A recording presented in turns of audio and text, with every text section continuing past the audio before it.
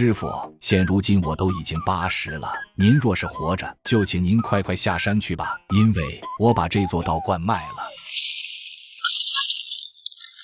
我操！师傅，您老人家终于出关了，您老人家还是这么年轻，可我已经……庆之，你刚刚说什么？你把我的道观给卖了？弟子该死，弟子的确把道观给卖了，因为弟子的孙女被人给绑了，他们叫做建功集团，我若是不同意，他们就要杀了我的孙女。那你也不能同意把我的道观卖了，这道观是我一手建立起来的，不是你的。师傅，那我的孙女怎么办？人各有命，生死在天，杀了便杀了吧，反正就算不杀，过个几十年，他一样会死的。你倒也不必太过执着。师傅，不行啊，我就这一个孙女，她死了我可就绝后了。庆之，你着相了。追溯几千年前，我们都是炎黄子孙，身上流着一样的血，你不能把这些血脉之说看得太重要。你走吧，把我道观买回来，你还是我徒弟，不然就别怪我清理门户了。师傅真绝情啊！外面是什么声音？师傅，这都是建功集团的施工队，他们要开辟出一条上山旅游的道路，以后咱们这个地方就变成景点了。看看你干的好事！师傅好厉害呀！你们在干什么？都给我住手！陈老头，这地方已经是我们建功集团的了，你们好好配合，等景区打造好了，到时候可以给你们免几年门票。这是我的地盘，我才是主人，趁我没发火之前赶紧滚！哟呵，你又是哪根葱？陈老头都答应了，有你什么事儿？他是我师傅，他当年嫌登记麻烦，道观才登记在我名下的。我管你什么师傅徒弟的，今天想多要1分钱都没有，给我推，往前推，谁挡路就直接给我碾死。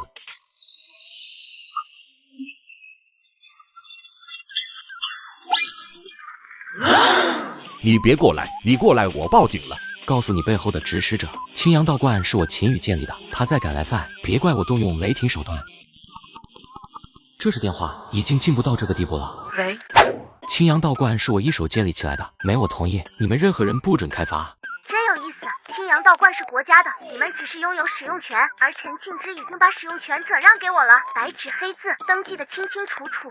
我不知道什么使用权，我只知道青阳道观早在明朝朱元璋便送给我了。你若是不服，大可再让人来试试。另外，我限你1天之内把我徒弟的孙女放了，否则我下山就是你们建功集团的末日。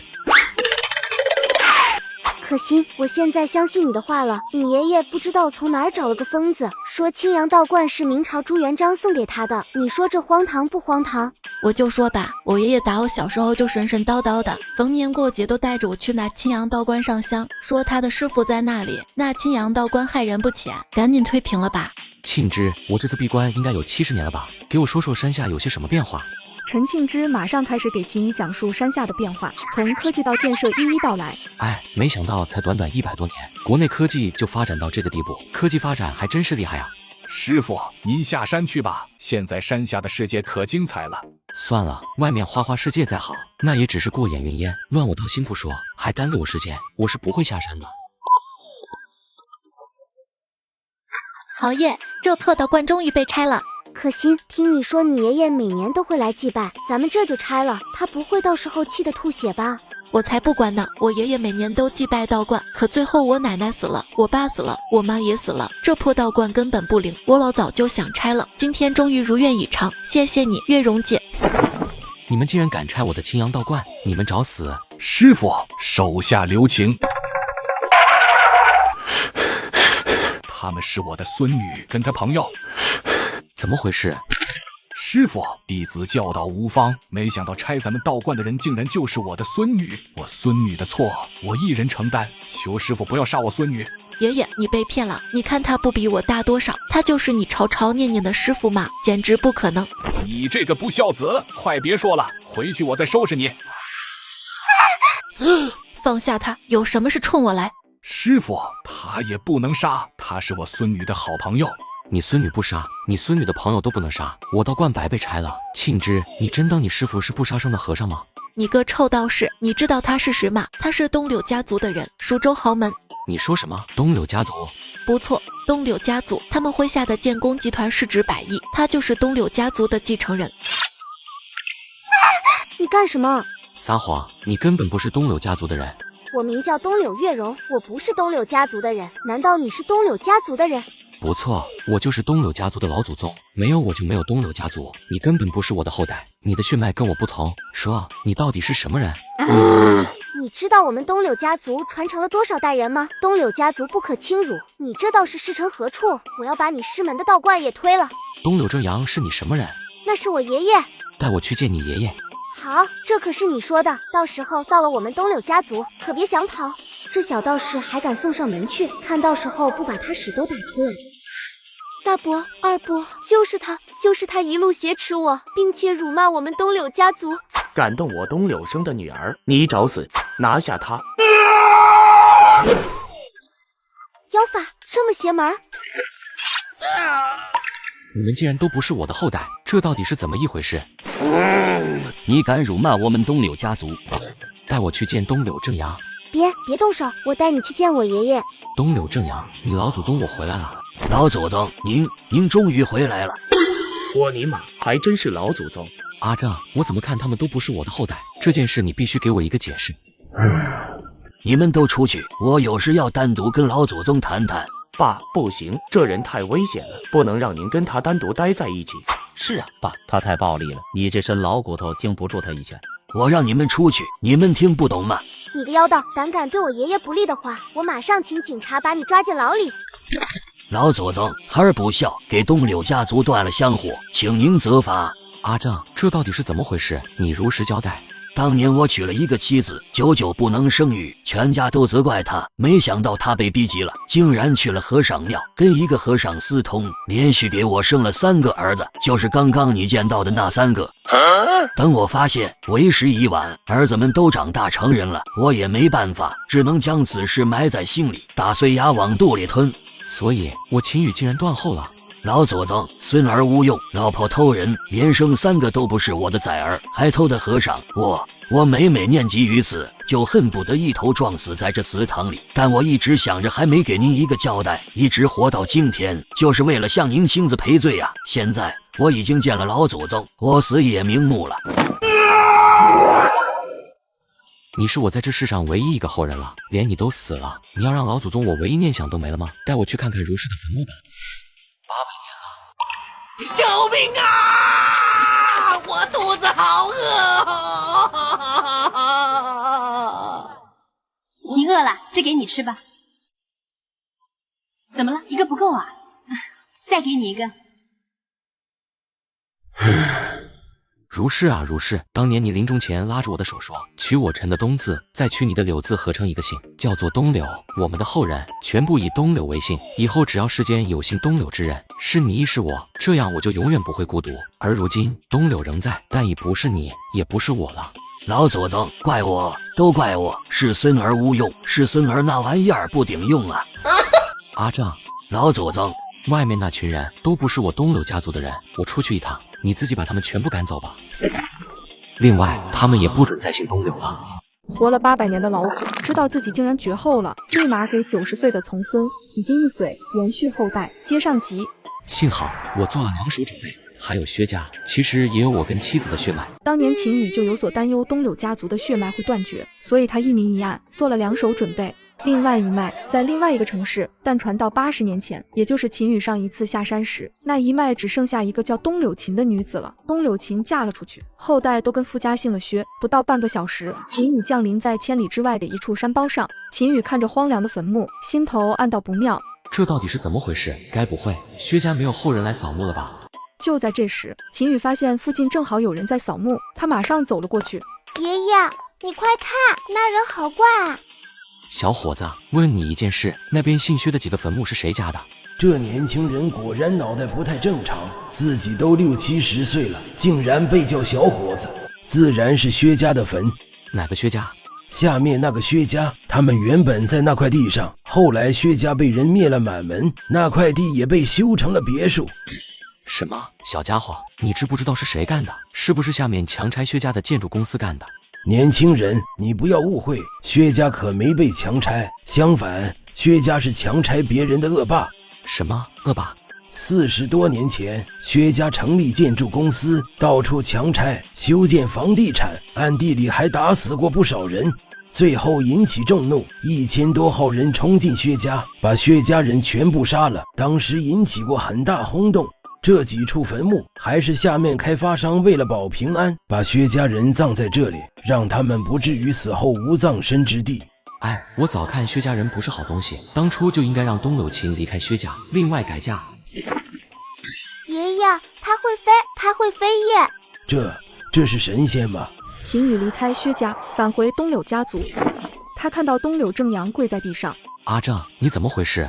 老祖宗不能把我的儿子们赶出去啊！他们虽然不是我亲生的，但毕竟是我一手带大的。罢了，就先留着他们继续照顾你吧。但你生了孩子之后，他们还是得另谋住处，并且也得改姓。好，谢谢老祖宗。老祖宗，你说什么？你要我生孩子？不错。秦羽伸手隔空朝着东柳正阳一抓，刹那间东柳正阳被吸到他的跟前，手按在东柳正阳的脑袋上，东柳正阳全身剧烈颤抖。良久之后，东柳正阳身上冒出一大团恶臭熏天的黑色不明物质，他站了起来，发现自己竟然感觉全身轻盈灵便不少，就像是年轻了10多岁。我跟如氏的后代不能断绝，所以你必须给我再生个后代。老祖宗，我已经90岁了，当年我20岁都不能生，现在都90了，我还怎么生得出来呀？还不如老祖宗您亲自生吧。又不是我跟如氏的后代，那算什么后代？正阳，我刚给你洗金1岁，至少10年内你不会老死。这10年内我会去寻遍地球灵药，把你身体素质提高，到时候你再给我生一后人，让我跟如氏的血脉传承下去。一切听从老祖宗吩咐。我先走了，晚上再回来。秦羽走后，东柳正阳立马去祠堂外。东柳生等人见到老父亲安然无恙，都松了口气。老祖宗回来了，我宣布2个重要的决定。这第一个决定就是老祖宗回来了，从今以后老祖宗说什么你们都要听从，否则逐出东柳家族。这第2件事就是以后别给我送清淡饮食了，我要喝黑枸杞、黑玛卡、炒韭菜、烤生蚝、凉拌秋葵和手无炖牛鞭花，3餐都要有鸡鸭鱼肉、海参鲍鱼。爸，你都一大把年纪了，医生说要吃清淡点。是啊，爸，不是我们舍不得，是你的身体真的要吃清淡一点才行。清淡，吃得这么清淡，我还怎么生孩子？什么？爸，你还要生孩子？不错，这是老祖宗的决定，我不能违背老祖宗的决定，你们也得体谅我。疯了，爸疯了，爸中邪了！完了，爷爷疯了！另一边，秦羽飞在天上，手里还拿着一张泛黄的欠条。70多年过去了，曾经遇到那个砍柴的小子，不知道现在是否活着。原来78年前，秦羽上山之前遇到一个砍柴的小子，那人叫沈勇。秦羽见他可怜，就把所有钱都给他了。那小子倒是挺有骨气，打了个欠条，说长大以后还给秦羽。当年一贫如洗的他，得到了秦羽的资助后，走出山村，创业，开设公司，一步步做到1000亿市值的大公司。他30岁那年，专门回来修了一座道观，专门供奉那位仙人。咦，这里竟然有一座道观，里面立着一尊道人雕像，看模样还跟自己有3分相似。秦羽正在研究时，突然听到山下唢呐声阵阵，一大群人抬着棺材，正往道观慢慢走来。这一项上人怎么看着这么眼熟？不会这要巧吧？你干什么的？赶紧闪开！棺材里的人是谁？是王父沈勇。你如果是我沈家客人，就请下去吃席。还真是沈勇啊！我是来讨债的。78年前，你父亲借了我50两黄金，现在还我50两黄金，利息就不收你们的了。这是欠条。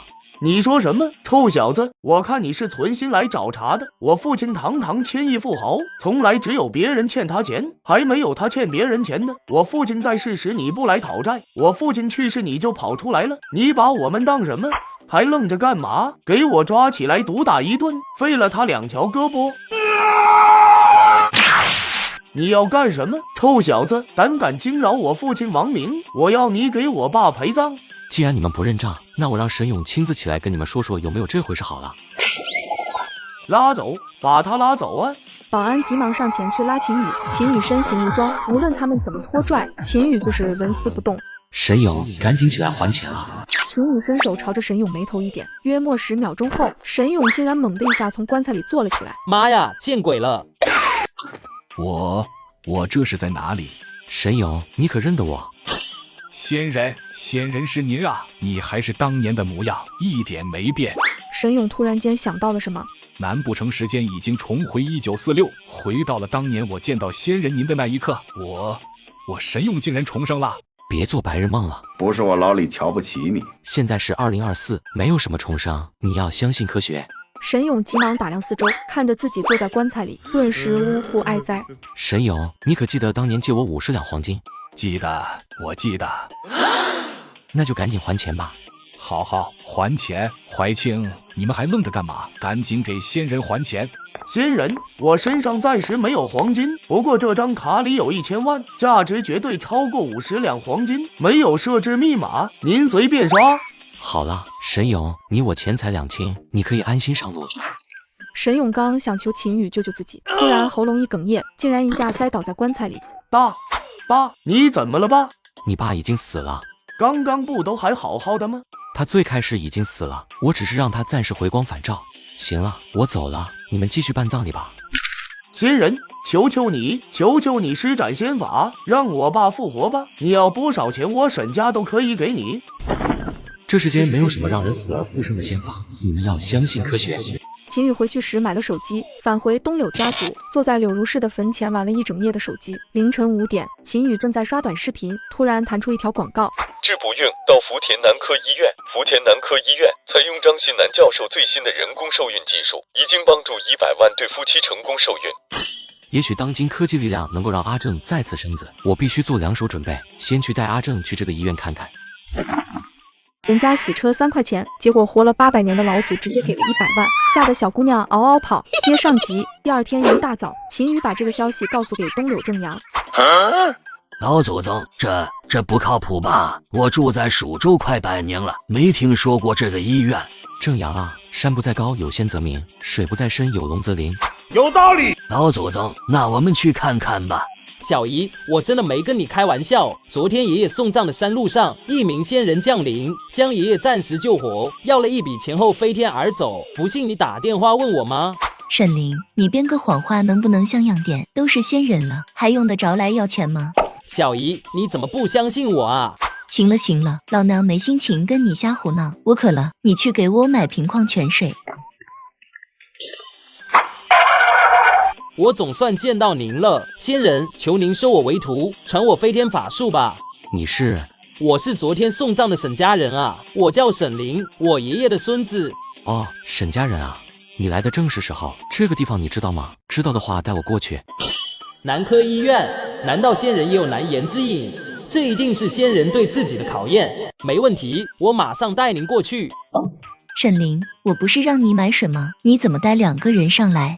小姨，我给你隆重的介绍一下，这位就是我刚刚跟你说的仙人。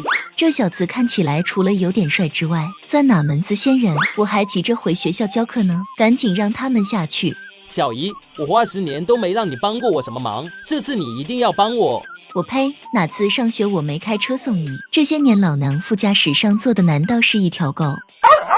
小姨，帮帮我，我能不能成仙就看今天了。沈孙，你知不知道地方？知道的话赶紧带我过去。知道，那个仙人，我不叫沈孙，我叫沈凌。小姨，我们去福田男科医院。哟，仙人也有不孕不育症啊？秦宇完全不在意，拿出手机刷福田男科医院的广告。治不孕到福田男科医院。福田男科医院采用张新南教授。张新南，这不是我们蜀州大学的教授吗？他跟这个什么福田男科医院没有合作啊？这个张新南你认识？很厉害吗？我是蜀州大学的大学教师，我当然认识，但张新南教授好像没有收任何医院的招聘，这年头骗子太多了，我倒要看看这个福田男科医院是不是在借着张教授的名头招摇撞骗。听说你们医院有张新南教授坐镇，把张教授请出来吧。一般的病症不需要张教授出手，只有我们医院其他医生束手无策时才会请张教授。行了吧，实话告诉你，我就是蜀州大学老师，张教授根本不可能在任何医院坐诊。你们今天要是请不出张教授，那我可报警了。女士，你稍等，我去请张教授。不一会儿，女销售带着一名男人走了过来。岳不凡，姜老师，你们认识？哼，他曾经是张新南教授的学员，也是蜀州大学的老师。岳不凡，你早就被张教授逐出师门了，现在竟然拿着他的名号招摇撞骗，我看你是想坐牢吧？江幼林，你凭什么认为我在招摇撞骗？凭什么？还需要我明说吗？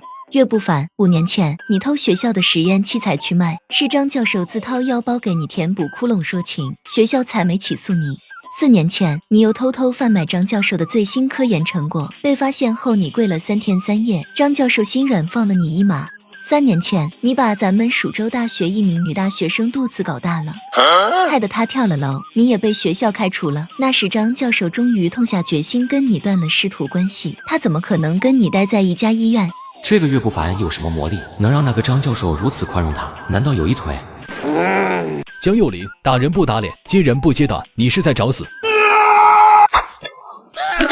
敢打我小姨？问过我沈凌吗？难道你不知道我是跆拳道高手？岳医生，岳医生，你没事吧？还不赶紧叫堂主！我要剁了他们，把他们全部喂狗！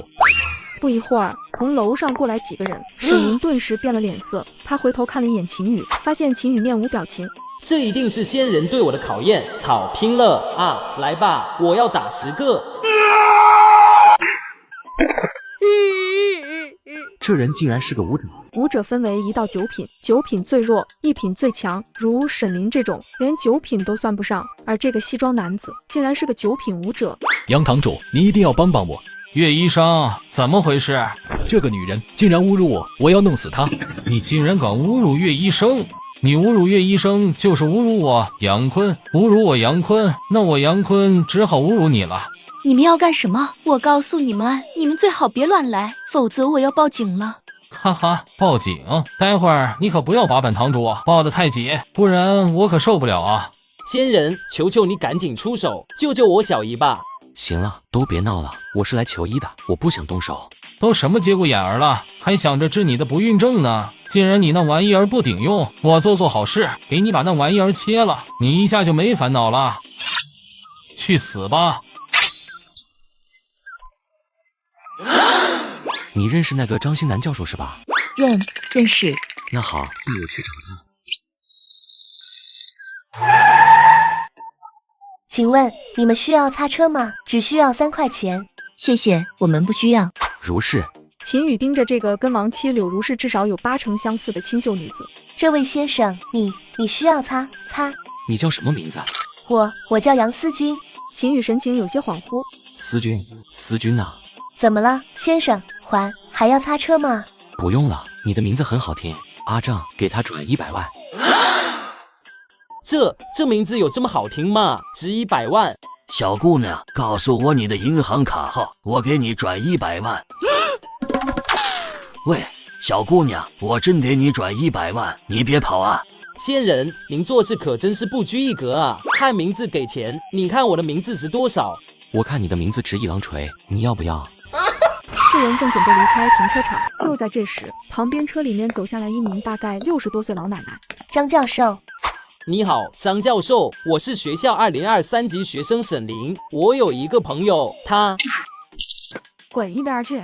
自己什么时候这么虚了？难道是这段时间飞机飞得太频繁了？这女子看起来不过30岁不到的年龄，竟然能有7品修为，难怪这么狂妄。张教授，我是蜀州大学音乐系老师江幼林。张教授，能耽搁你几分钟时间吗？不好意思，小姑娘，我对音乐不感兴趣。给张教授道歉，否则你就等着被蜀州大学解雇。一言不合就要解雇蜀州大学的老师，你是蜀州大学的校长吗？你又是哪里冒出来的野狗？我是不是蜀州大学的校长，跟你有半毛钱关系吗？这家伙怎么出手的？我堂堂7品武者，怎么居然没看清楚？你敢打我？打你就打你，难道还要挑日子吗？你找死！女子名叫薛娇，是华夏武者组织龙组成员，她从小被龙组栽培。你给我等着！张教授，很荣幸认识你，我想劳烦你帮忙治个病。这就是你请我帮忙的态度。张教授，你欠我一个人情。哦，什么人情？我可从来没见过你。你有个徒弟叫岳不凡吧？不错，你跟岳不凡认识。不过我很抱歉地告诉你，此人私德有亏，早在3年前我就跟他划清界限，没有任何关系了。不，他在外打着你的旗号骗人，在外谋财害命，我帮你清理门户了。你把不凡怎么样了？他把岳不凡杀了。张教授，此人是个祸害，在外拿你的名头到处谋财害命，这种败类该杀。哪里？你竟然杀了我儿子，我要你给他偿命。张教授，你儿子在福田医院跟一群奸邪之辈搅合在一起，给多少人戴绿帽子，说不定暗地里还谋财害命。这种人帮你杀了，你应该感谢我们。